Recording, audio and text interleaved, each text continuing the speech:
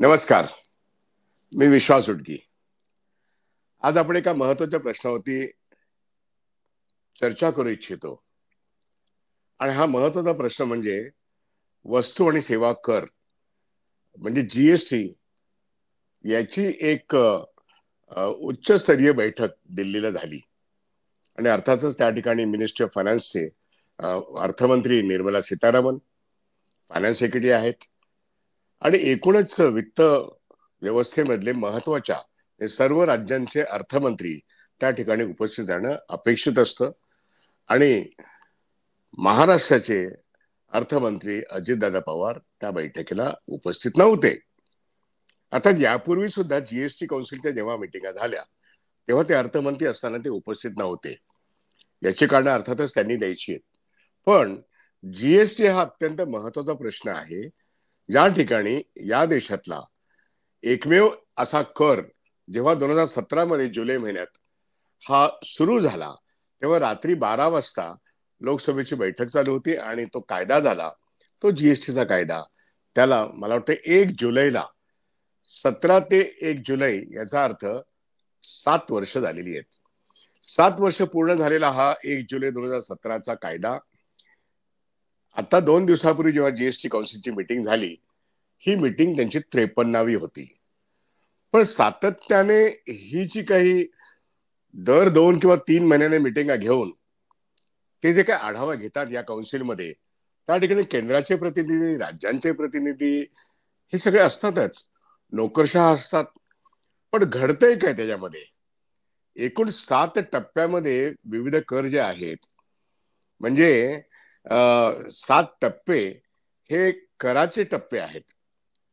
त्या ठिकाणी 28%, 18% किंवा 12%, 5% ते 5, 7, 12, 18, 28 असे जे काही स्तर आहेत, या स्तरांविषयी काही पुनर्रचना, पुनर्विचार, जनतेच्या हितार्थ या जीएसटी काउन्सिलमध्ये चर्चा होते का? याचं उत्तर 7 वर्षाच्या अनुभवानंतर सुद्धा हे केंद्र सरकार अक्षरशः तानाशाही पद्धतीने वागणूक करते. तानाशाही यासाठी म्हणायचं की हा कायदा जुलै 17 मध्ये आल्यानंतर सुरुवातीच्या एक वर्ष 1.5 वर्ष याचं जे काही कलेक्शन आहे दर महिन्याचं, याच्यामध्ये 70,000, 80,000, 90,000 पर्यंत त्याचं कलेक्शन व्हायचं. त्यामुळे 1,00,000 कोटीच्या आतमधलं एकूणच कर संकलन या जीएसटीचं व्हायचं. आता कोरोनाच्या नंतरच्या कालखंडामध्ये जी उद्योगाची परिस्थिती, सेवेची स्थिती, एकूण अर्थव्यवस्थेची स्थिती याच्यामध्ये बऱ्यापैकी सुधार झालेला आहे. आणि म्हणूनच जीडीपीचा प्रश्न, जीएसटीचा प्रश्न वारंवार चर्चेला येतो. आमच्या ह्या लोकशाही व्यवस्थेमध्ये आम्ही संचालित केलेली अर्थव्यवस्था ही $5 ट्रिलियन कडे जात आहे, असं अर्थमंत्री सीतारामन आणि नरेंद्र मोदी वारंवार सांगतात. किंबहुना त्यांनी या प्रश्नावरती मतं मागितलेली आहेत. वस्तुस्थिती तशी नाहीये. $5 ट्रिलियन आपली इकॉनॉमी नाहीये. पण $5 ट्रिलियन इकॉनॉमी आहे असं म्हणत असताना आपण वस्तुतः हे 3 ट्रिलियनच्या पुढे नाही आहोत.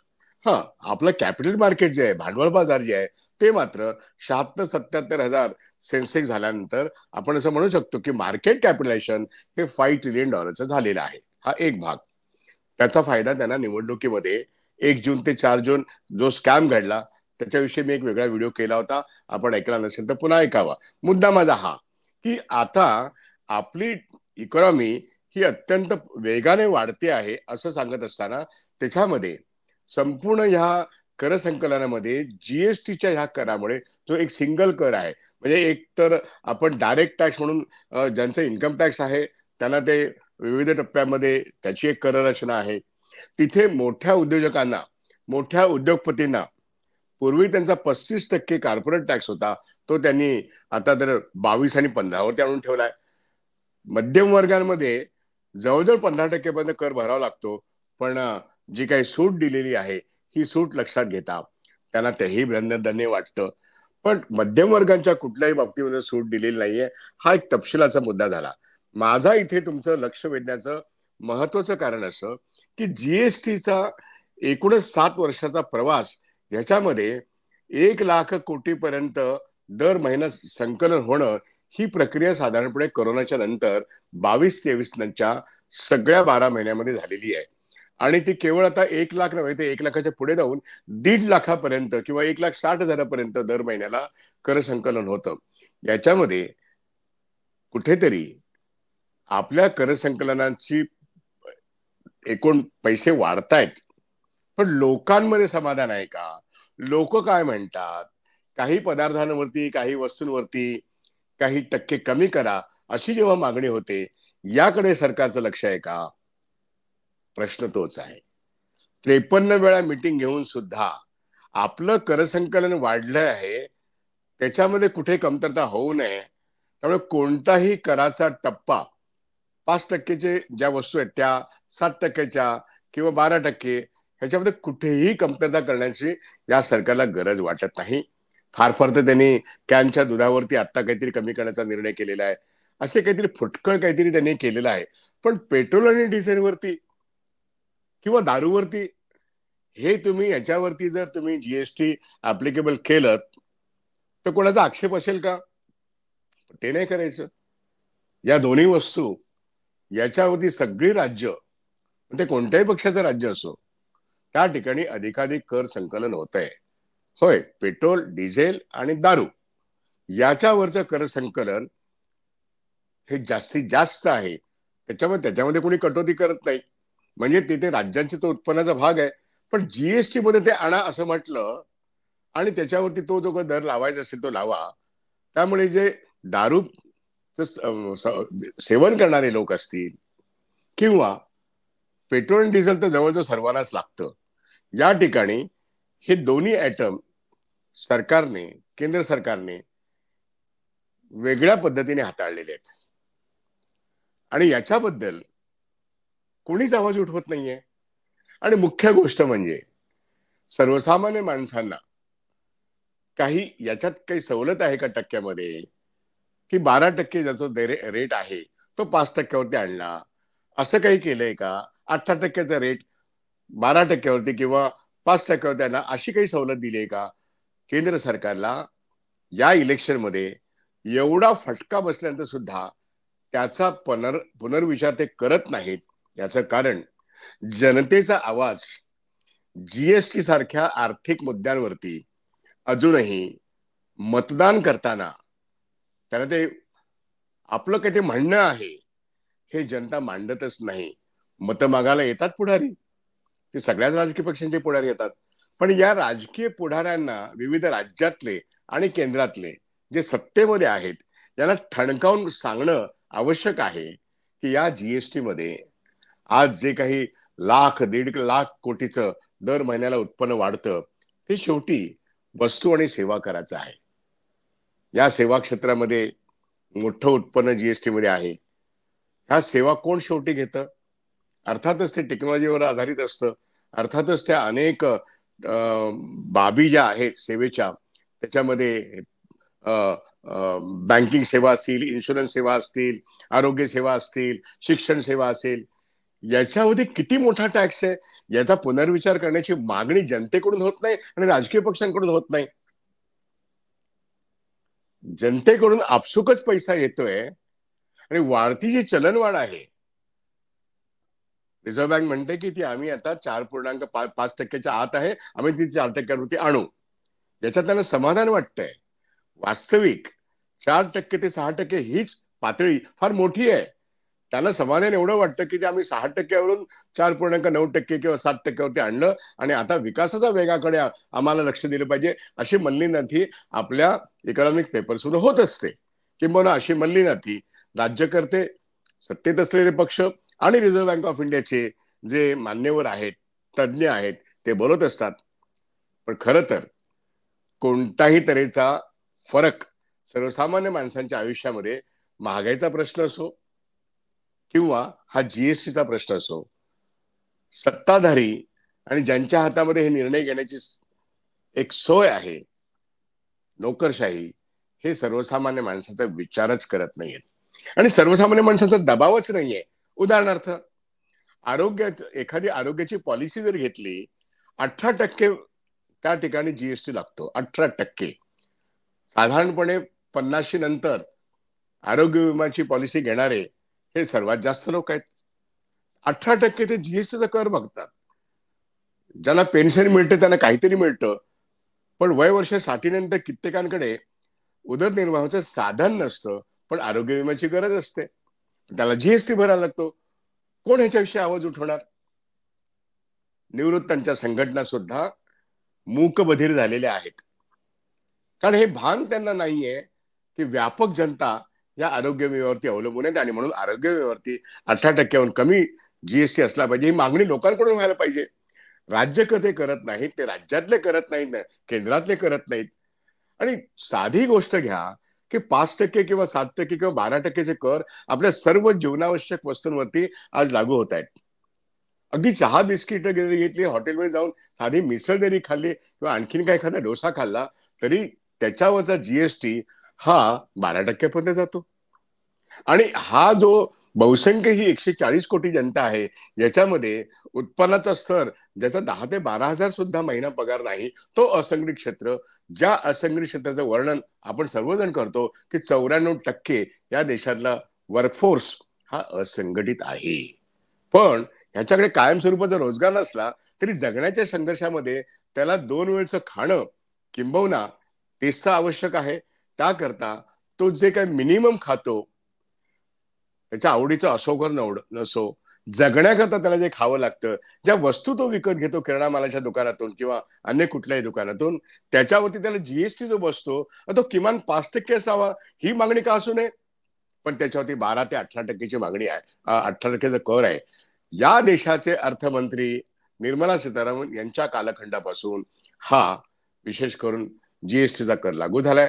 पण या महिला मंत्री असून सुद्धा कधीही त्यांनी स्वतःहून अशा तऱ्हेच्या गोष्टी लोकांपुढे मांडलेल्या आहेत. त्यामुळे याला पुन्हा पुन्हा का निवडून द्यावं हा प्रश्न लोकांनी उपस्थित केलाय. संविधानाचा मुद्दा जेवढा महत्वाचा आहे तेवढ्या या देशातल्या एकूण जीएसटी कर संकलनामध्ये 2 प्रकारचे टॅक्सेस असतात. मगाशी मी सांगितलं, एक डायरेक्ट टॅक्स म्हणजे इन्कम टॅक्स. त्या ठिकाणी ते डिफाईन्ड असतं, तुमचं उत्पन्न किती त्याप्रमाणे तुम्हाला किती कर भरायचे आहे आणि ते आयटी रिटर्न्स पण तुम्हाला भरावे लागतात. हे सगळं नित्यनेमाने होत असतं. आणि संघटित वर्ग हा मुख्यतः 4 ते 6% आहे. त्यांना तो साधारणपणे 9 ते 10 कोटी लोक हे इन्कम टॅक्सचे रिटर्न भरतात आणि त्यातले प्रत्यक्षामध्ये कर भरणा जो आहे हा 5%च्या पेक्षा जास्त लोकांचा नाहीये. तरी सुद्धा तो जो टॅक्स आहे त्या टॅक्स विषयी खूप चर्चा होते. पण जो अप्रत्यक्ष कर आहे म्हणजे जीएसटी, वस्तू आणि सेवा कर, याविषयी लोक टॅक्स देणारे आहेत ते शेतकरी आहेत, ते कॉन्ट्रॅक्ट लेबर आहेत, ते अगदी ज्यांना रोज एखादी वस्तू विकत घ्यावी लागते, दिवसाला घ्यायला लागते, आठवड्याला घ्यायला लागते, महिन्याला घ्यायला लागतं, त्यांचा किराणा माल असो, त्यांचं घर भाडं असो, त्यांचं पाणी टॅक्स असो, इलेक्ट्रिक टॅक्स असो, या सगळ्या बाबतीमध्ये जीएसटी हा कापला जातो. याचे दर कमी करा यासाठी आवाज आज सर्वसामान्य व्यक्तींमधून उमटत नाहीयेत. आणि म्हणून आज जेव्हा जीएसटी काउन्सिल 53वी झाली, त्याच्यामध्ये जे राज्यांचे राज्यमंत्री आहे, अर्थमंत्री आहेत आणि या देशाचे केंद्रीय अर्थमंत्री आहेत, हे कोणताही बदल घडू इच्छित नाहीत. ठेविले अनंते तैसीची राहावे, जे जे होईल ते ते पाहत राहावे. कारण त्यांना पाहत राहणं ह्याच्यामध्ये 1.5 ते 2.25 लाख कोटीचं जीएसटीचं दर महिन्याचं उत्पन्न आहे, हे आकर्षित करतं. या करसंकलनातून जो पुढे भ्रष्टाचार होतोय तो पेट्रोल डिझेल मधून आयात केल्यानंतर त्या ठिकाणी त्या अबकारी करामधून केंद्र सरकारचे गेल्या 10 वर्षातले जर बघितलेत तर त्याचा कॅग पण नाहीये, कॅग रिपोर्ट उपलब्ध नाहीये. असेल तर त्यांनी लोकसभेमध्ये सादर करावा. लोकसभेमध्ये विपक्षाने तो प्रश्न विचारावा.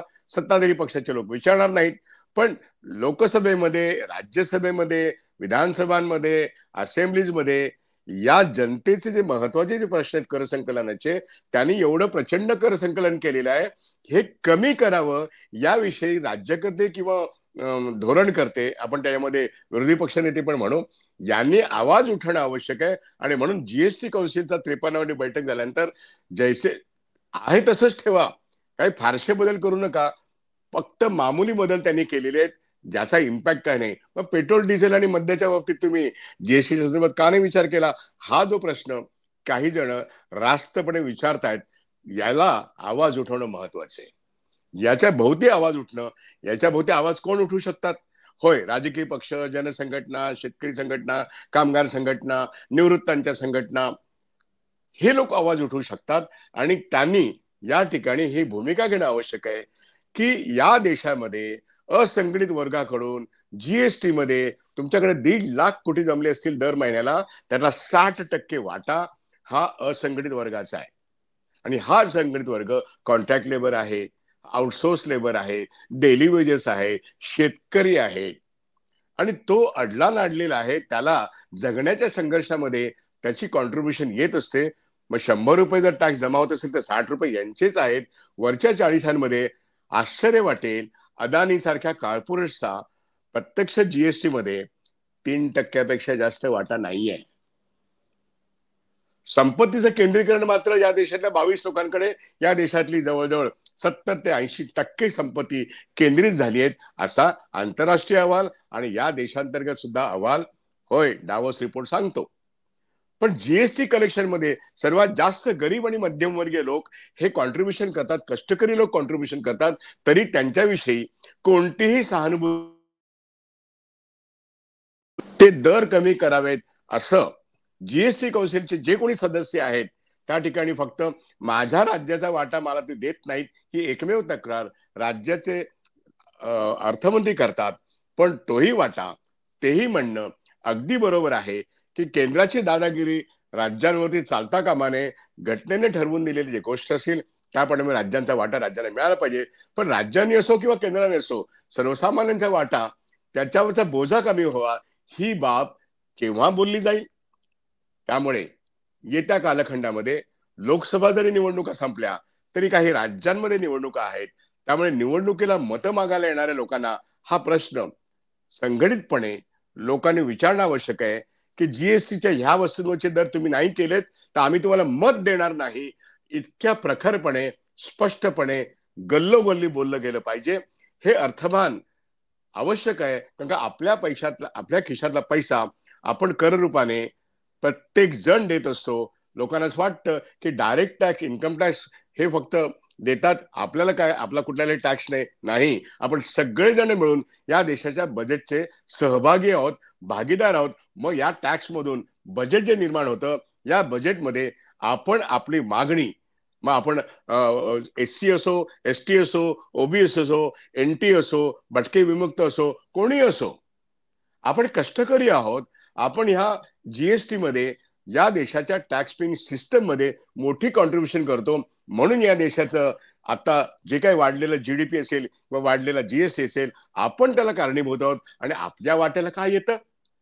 आरोग्यावरचा खर्च, शिक्षणावरचा खर्च. आपण तर शिक्षणापासून पण वंचित राहतो, आरोग्यापासून पण वंचित राहतो. नोकरी आपल्याला मिळत नाही, जी मिळते ती आउटसोर्स किंवा कॉन्ट्रॅक्ट लेबरची असते. आणि म्हणून आपण 80 ते 85% वंचित समाजाच्या घटकांमध्ये मोडतो. पण हाच वंचित समाजाचा घटक या देशाचं बजेट घडवतो. म्हणून आपण ऍसर्टिव्ह व्हायला पाहिजे.